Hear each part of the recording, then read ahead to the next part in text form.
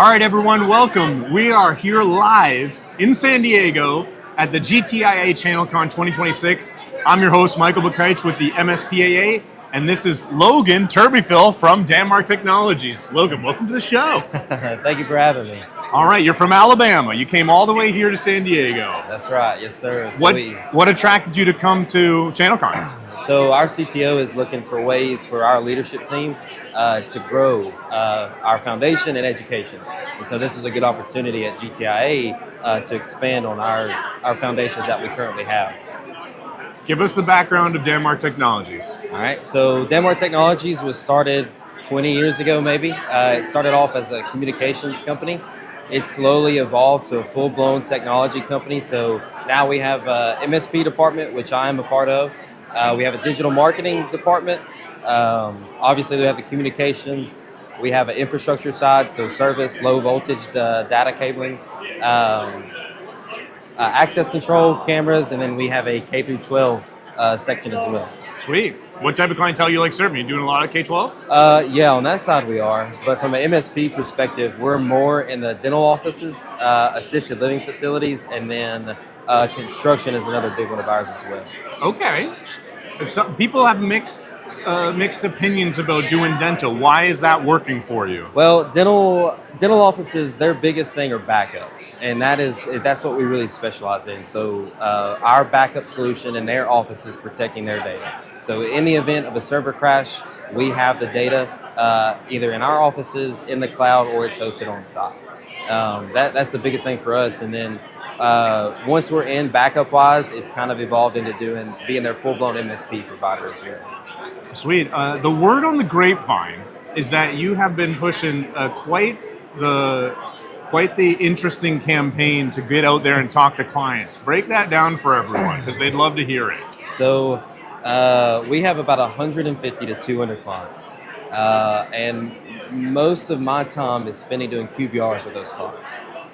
I do 100% in-person QBR sessions. It's not traditional QBRs, doing a virtual session and having a PowerPoint in front of them.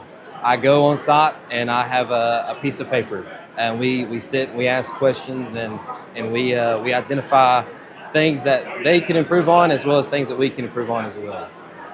Okay, because I know the backstory of this, and I really want people to hear it. So this is fully analog, no tablet, no laptop, no phone, paper. Yes. And all in person. All in person. No electronic devices are in front of my face or the client's face. A piece of paper and a pen on my side is what I do.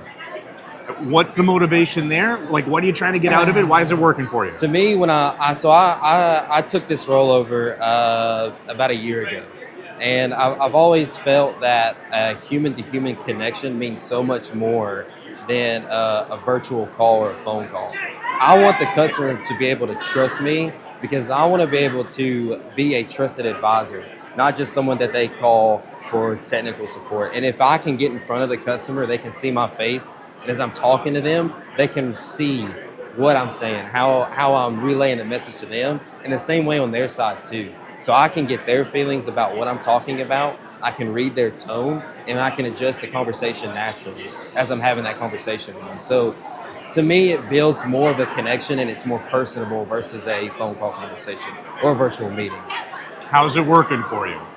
Well, part of the QBR is trying to set a security foundation in place for them, as well as improving on our services and really focusing on the business. So we really only started in February, but since February, we've identified over 55 new opportunities from a monthly recurring standpoint and probably over 60 one-time project standpoints as well. So it's working really well. Right now Repeat that. Yeah. Okay, since February, it's August. In the last 6 months, you've done how many QBRs? It's been about 55. And how many of those has resulted in new problems that you solve for the client in exchange for money? It's been over 90%. So from an MRR standpoint, we are at about a 98% on upping those agreements to more of a cybersecurity standpoint. And then over 50 of them it's been a one-time projects, or it's been it's been things that we've added into their business: computers, servers, anything, data migration, new software, whatever it may be. So every month we're walking away with 3 to 4 new opportunities. Shoot, that's a mind-blowing conversion percentage. What do you think is contributing to that working so well?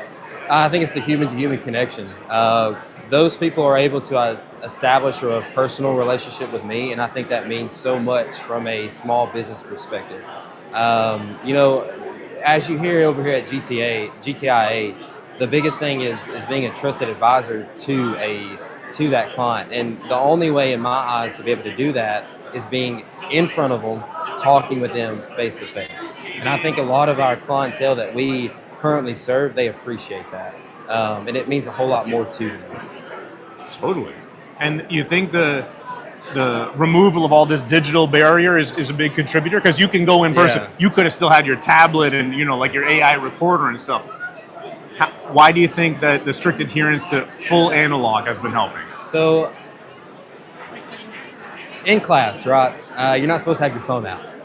I think it's the same way inside of a business meeting. It's respect. It's showing the client that you have their full-blown attention and you have nothing in the way from stopping you from interacting with that customer, and you're listening to the customer. You have no distractions on your phone, on your computer, on a tablet. As they're talking, I'm not sitting there typing on the keyboard where you can hear all the noises I'm typing. I'm sitting there writing everything that they say down. So I think you're eliminating all the distractions, all the barriers that are currently in place, and you're just listening to the customer. So I think all of our clients that we've done this for, they've appreciated the fact that we sat down for those 2 hours and we listened to them, everything that they had to say. Shoot, the listening is the hardest part. Yeah, this is hard. I'm not going to be coy. It's hard to go and talk to someone face to face. How do you feel during this process, personally? It's very uncomfortable. You're talking to a lot of C-level executives. You're talking to a lot of owners. So small business-wise, who I deal with are the owners of the company.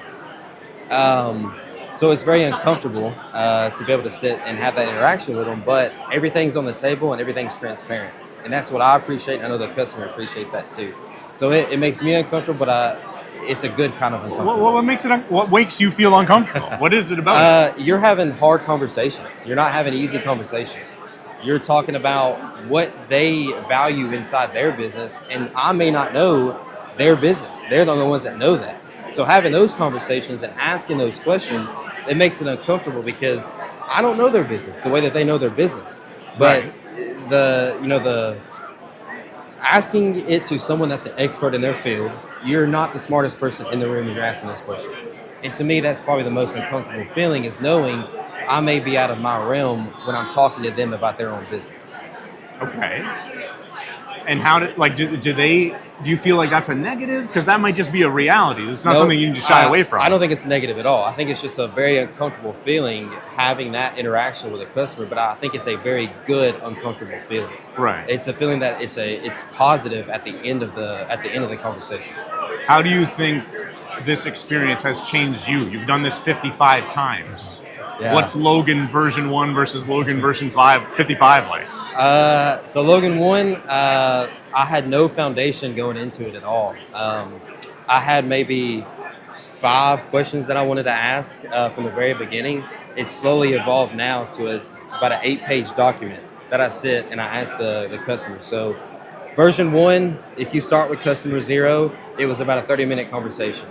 We've now worked it up to where I'm on site 2.5 to 3 hours, visiting with a customer and learning about their business and ways that we can help improve efficiency, operations, and help get them from where they're at security-wise, and then build on that foundation as well. Heck yeah. You feel like you're more confident now, more comfortable being uncomfortable? Oh yeah. If I'm in an uncomfortable position, that means I'm doing something right. Uncomfortable is the only way to grow in anything that you do. And if you're comfortable doing it, what you're doing, you're not growing. So one of the things that I'm trying to learn now is profit and ROI, not from a MSP standpoint, from the business standpoint. That is a very hard conversation to have. Yeah. And, asking those questions can only help set a foundation for me a year or 2 down the road.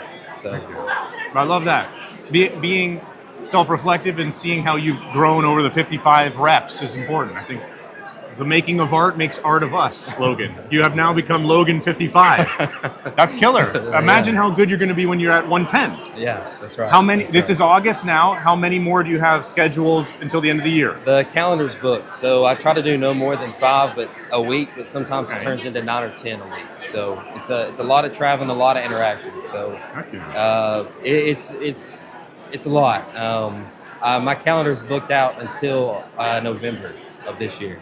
Heck yeah. So Well, 98% conversion rate. You better be. You better be booking as many as you can. That's right. That's Killer.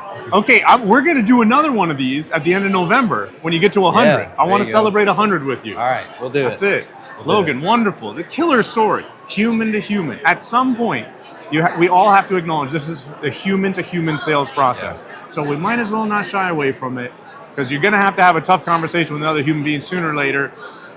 Get the technology out of the way. Go over and talk to them face to face. That's right. I agree. That's my principle and that's my foundation. And that's what I've said it on. Love it.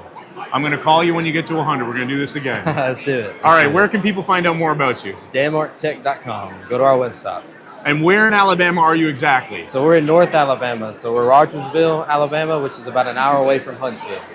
Ooh, Rocket City. That's right. That's I right. know. That's Space Camp. Okay, so any construction companies, small medical, dental care That's clinics, you need help, you call Logan. Yes, You come sir. over pen and paper. Yep. Human that's to right. human. All right. Logan, thanks, man, Good. for Yes, being on the sir. show. Thanks for Love having hearing me. this story. Everyone, thanks for joining us on the first live episode here from GTIA ChannelCon 2026. We'll come at you soon, live with the MSPAA.